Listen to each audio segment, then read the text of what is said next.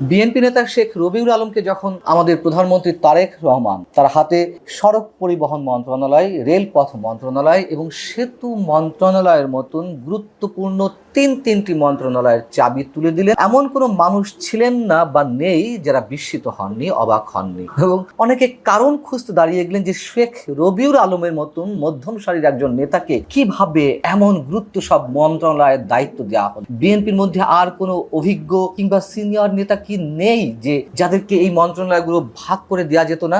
এবং শেখ রবিউল আলম এসব মন্ত্রণালয়ের দায়িত্ব পাওয়ার পর থেকে যে ধরনের কথাবার্তা বলছেন, মন্তব্য করছেন, স্রেফ মানুষের সঙ্গে তামাশা। এবং এরকম কয়েকজন মন্ত্রী অন্তত বিএনপি সরকারের এই মেয়াদে থাকলে তারেক রহমান সরকারের পতনটা খুব বেশি কঠিন হওয়ার কথা নয়। এই ঈদকে কেন্দ্র করে মহা কিছু ঘটিয়ে দেওয়া হবে এমন সব নির্দেশনা জারি করা হলো, অতিরিক্ত ভাড়া আদায় করা হলে রুট পারমিট বাতিল করা হবে, জেল জরিমানার হুমকি দেওয়া হলো। কিন্তু বাস্তব ক্ষেত্রে এর প্রয়োগ খুবই সামান্য। বরং কাজের কাজ তো কিছুই নয়, সাধারণ মানুষের সঙ্গে যেন একের পর এক তামাশা করে চলেছেন শেখ রবিউল আলম। একের পর এক চটকদার বক্তব্য দিচ্ছেন মানুষের কাটা ঘায়ে। তাই নয়, বরং গত 20 বছরের মধ্যে এবার নৈরাজ্য সৃষ্টির ক্ষেত্রে রেকর্ড সৃষ্টি করা হয়েছে এমন দাবি বাংলাদেশ জাতীয় কল্যাণ সমিতি। তারা রীতিমতো সংবাদ সম্মেলন করে নানান ধরনের তথ্য উপাত্ত আমাদের সামনে তুলে ধরেছে।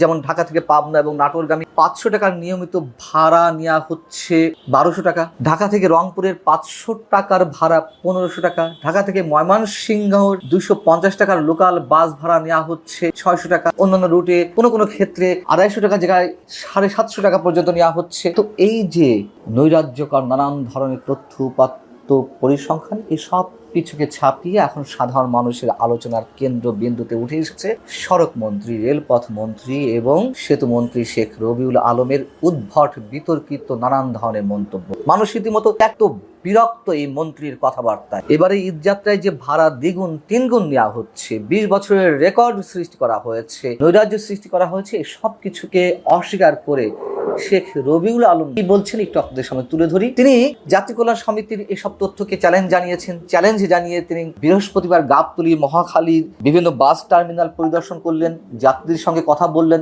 এবং সাংবাদিকদের প্রশ্নের জবাবে এক উদ্ভট ব্যাখ্যা তিনি তুলে ধরেছেন।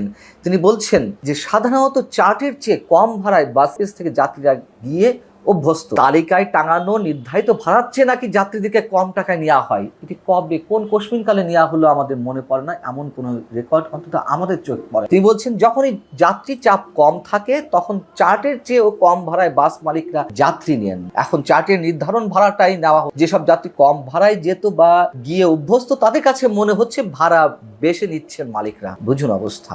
মানে আমাদের এই মন্ত্রীরা সবসময় এই যে পরিবহন মালিকদের পক্ষ নেবে, তারা সড়ক পরিবহন ফেডারেশনের পক্ষ নেবে, সমিতির পক্ষ নেবে, সাধারণ মানুষের পক্ষে থাকবে না। তিনি আবার বলছেন যে মাঝপথের যাত্রীদের কাছ থেকে গন্তব্যস্থলে পুরো ভাড়া আদায় করাটাও যৌক্তিক। যেমন ধরুন ঢাকা থেকে সিরাজগঞ্জের বাসে উঠলো, টাঙ্গাইলে নামবে কোনো এক যাত্রী, তার কাছ থেকে পুরো ঢাকা সিরাজগঞ্জে ভাড়া নেওয়া হবে। এটিও নাকি তার কারণ বাসের ভাড়া নির্ধারিত হয় পূর্ণ রুটের ব্যয়ের উপর ভিত্তি করে।